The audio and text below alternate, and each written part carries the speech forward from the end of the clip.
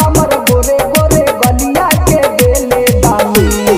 भले भातार से ना डरनी हो सखी ऊपर ना चढ़नी ऐसन भातार के बात करनी हो हम चला देनी बढ़नी ऐसन भातार के बात करनी हो हम चला देनी बढ़नी बुझलिए सखी भातार के बात करनी हो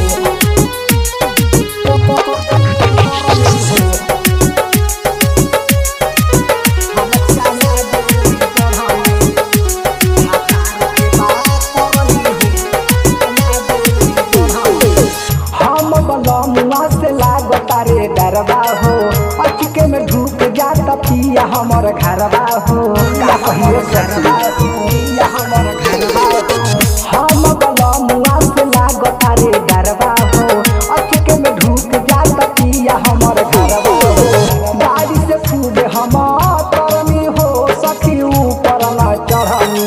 ऐसन भातार के बात करनी हो हम चला देनी बढ़नी ऐसन भातार के बात करनी हो हम चला देनी बढ़नी बुझलिए सर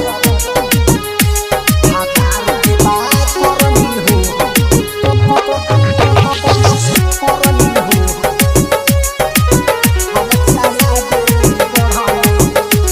भातार के बात करनी हो चंदन दर्दी गईल बाबा हरबा हो राजेश्वर रसीला पिया रह तारे घरबा हो